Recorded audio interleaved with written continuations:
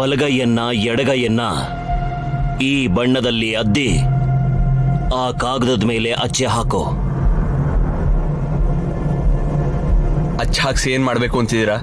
ದಸರಾ ಹಬ್ಬದಲ್ಲಿ ನಯನಿ ಹಾಕಿರೋ ಈ ಹಸ್ತ ಮುದ್ರಿಕೆ ಈಗ ಈ ತ್ರಿನೇತ್ರಿ ಹಾಕೋ ಹಚ್ಚೆಗೂ ರೇಖೆಗಳು ಸರಿ ಹೊಂದುತ್ತಾ ಇಲ್ವಾ ಅಂತ ನೋಡ್ತೀನಿ.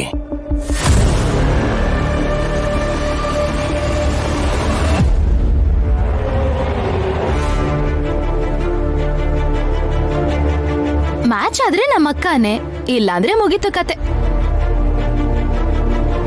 ಮನುಷ್ಯನಲ್ಲಿ ಬದಲಾವಣೆ ಬರ್ಬೋದು, ಆದ್ರೆ ಹಸ್ತರೇಖೆಯಲ್ಲಿ ಬದಲಾವಣೆ ಬರಕ್ಕೆ ಹೇಗೆ ಸಾಧ್ಯ? ನಿನ್ನ ಮಾತನ್ನ ನಾನು ಕೂಡ ಒಪ್ಕೊಳ್ತೀನಿ ಕಣಪ್ಪ ವಿಶಾಲ್. ಸರಿ ಹೊಂದ್ಲಿಲ್ಲ ಅಂದ್ರೆ ಅವಳು ಯಾರು ಅಂತ ನೀವೇ ಸರಿಯಾಗಿ ತಿಳ್ಕೊಳ್ಳಿ.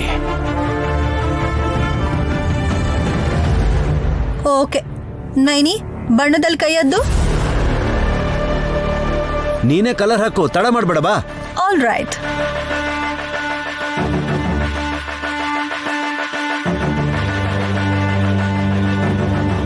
ಈ ಪರೀಕ್ಷೆಗಳೆಲ್ಲ ಆದ್ಮೇಲೆ ಇನ್ಯಾವ ಥರ ಪರೀಕ್ಷೆನ ಮಾಡೋ ಹಾಗಿಲ್ಲ ಮಾಮ್. ಇನ್ನೇನು ಅವಳು ಯಾರು ಅನ್ನೋದು ಗೊತ್ತಾಗತ್ತೆ, ಆಮೇಲೆ ಅವಶ್ಯಕತೆ ಇಲ್ಲ. ಈ ಮಾತ್ ಮೇಲೆ ಇರಿ, ಯಾಕೆ ಅಂದ್ರೆ ಇದರಿಂದ ಎಲ್ಲಾರ ಅನುಮಾನನೂ ಕ್ಲಿಯರ್ ಆಗುತ್ತೆ ಅನ್ಕೋತೀನಿ.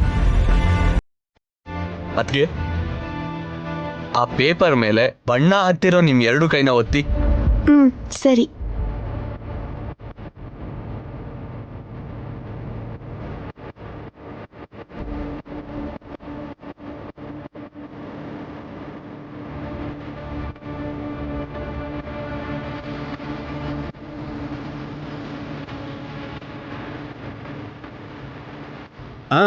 ಹಾಕು, ಇದ್ರ ಮೇಲೆ ಹಾಕು ಹಾಕು ಹಾಕು ಹಾಕು.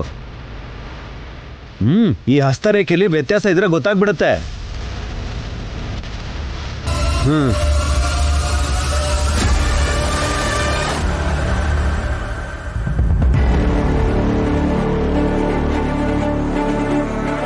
ನಿನಗೇನೋ ಅರ್ಥ ಆಗತ್ತೆ, ಸ್ವಾಮಿಗಳೇ ನೋಡ್ತಾರ್ ಬಿಡು.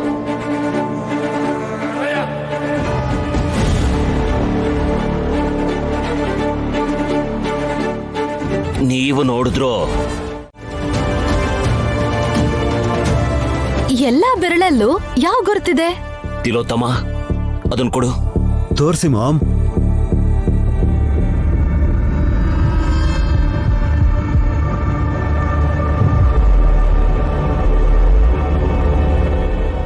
ಎಲ್ಲ ಚಕ್ರಾನೆ.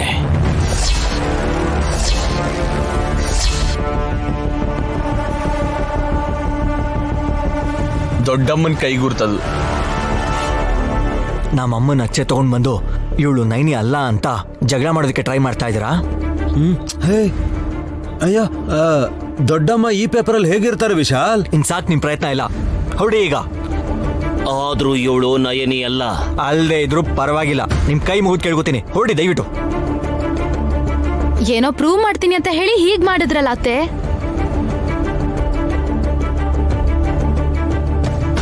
ಅವ್ರ ಕೈಲಿ ಆಗದೆ ಇರೋದ್ರಿಂದ ಇವ್ರು ಈ ತರ ಮಾಡೋದಕ್ಕೆ ನೋಡಿದ್ದಾರೆ. ಆದ್ರೂ ಗಾಯತ್ರಕ್ಕ ಯಾವಾಗ ಅಚ್ಚ ಹಾಕಿದ್ರು? ಇದು ಹಳೆ ಪೇಪರು ಅಲ್ವಲ್ಲ? ಹಳೇದ ಹೊಸ್ದ ಅನ್ನೋದಲ್ಲ, ನಿಮ್ಮಿಂದ ಆಗತ್ತಾ ಇಲ್ವಾ ಅನ್ನೋದೇ ಮುಖ್ಯ. ಹೋಗ್ರಿ ಸ್ವಾಮಿಗಳೇ, ಹೋಗ್ರಿ ಹೋಗ್ರಿ ನೀವು. ಗುರುಗಳೇ,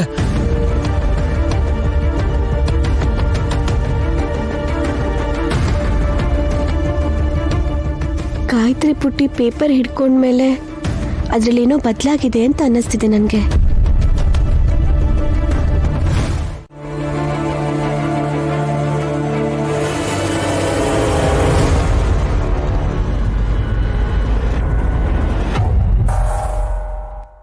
ನೀನ್ ಮೇಧಾವಿ ತರ ಯೋಚನೆ ಮಾಡ್ಬೇಡ, ಏನಾದ್ರೂ ಅರ್ಥ ಆಗಿಲ್ಲ ಅಂದ್ರೆ ಕೇಳು. ತ್ರಿನೇತ್ರಿ ಅಂತ ದೇವಿಪುರ ಅಂತ ಹೇಳ್ತಿರೋ ಹೊಸ ಅಕ್ಕ ನಾನು ನೈನಿ ಅಲ್ಲ, ಪ್ರೂವ್ ಮಾಡೋ ಅವಶ್ಯಕತೆನೂ ಇಲ್ಲ ಅಂತ ಮಾತಾಡ್ತಿರ್ಬೇಕಾದ್ರೆ ಅವಳ ಮಾತನ್ನ ಯಾಕೆ ಯಾರು ಕೇಳ್ತಾ ಇಲ್ಲ? ಅದಕ್ಕೆ ಆಕ್ಸಿಡೆಂಟ್ ಆದ್ಮೇಲೆ ಅವ್ರು ಹುಷಾರಾಗಕ್ಕೆ ಅಟ್ಲೀಸ್ಟ್ 2 ತಿಂಗಳಾದ್ರೂ ಬೇಕು.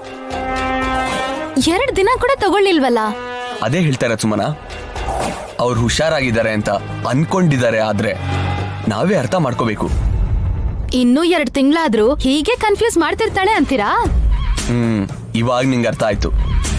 ನೀವ್ ಅವಳನ್ನ ಚೆನ್ನಾಗಿ ಸಪೋರ್ಟ್ ಮಾಡ್ತೀರಾ, ಆದ್ರೆ ನಮ್ಮಮ್ಮ ಅವಳು ಚಿಕ್ಕವಳಿರುವಾಗ್ಲೇ ಹೋದ್ರು ಅಂತ ಯಾಕೆ ಹೇಳ್ತಿದ್ದಾಳೆ? ಅವ್ರ ಹೆಸರನ್ನೇ ಬದಲಾಯಿಸ್ತಿದ್ದಾರೆ ಅಂದ್ರೆ ತಂದೆ ತಾಯಿ ಬಗ್ಗೆ ಪೂರ್ತಿ ಡೀಟೇಲ್ಸು ಸರಿಯಾಗಿ ಹೇಳ್ತಾರೆ ಅನ್ನೋ ಗ್ಯಾರಂಟಿ ಏನಿದೆ?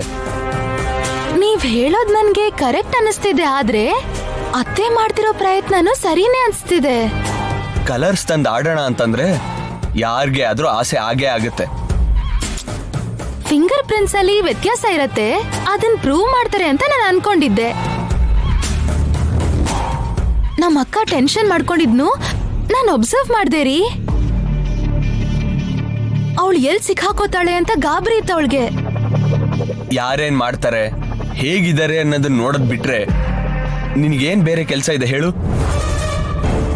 ನಿನ್ನೆವರೆಗೂ ನಂಬಿರೋಳು ಮತ್ತೆ ಇವತ್ತು ನಮ್ಮಮ್ಮ ಮಾಡಿದ ಪ್ರಯೋಗಕ್ಕೆ ಮರಳಾಗೋದ್ರೆ ಬೇಜಾರ್ ಮಾಡ್ಕೊಳ್ಳೋದು ನೈನಿ ಅತ್ಗೆ, ಕೋಪ ಮಾಡ್ಕೊಳ್ಳೋದು ವಿಶಾಲ್ ಬ್ರೋ. ನಿನಗಿಲ್ಲಿ ಇರೋದಕ್ ಜಾಗ, 3 ಹೊತ್ತು ತಿನ್ನೋದಕ್ಕೆ ಊಟ ಕೊಟ್ಟವ್ರಿಗೆ ಹರ್ಟ್ ಮಾಡಿದ್ರೆ ನಿನ್ ಮಗುಗೆ ಹಾಲು ಕೂಡ ಕೊಂಡ್ಕೊಳಕ್ಕಾಗ್ದಿರೋ ಪರಿಸ್ಥಿತಿಗೆ ಹೋಗ್ತೀಯಾ? ಹೇಳ್ತಾ ಇದ್ದೀನಿ.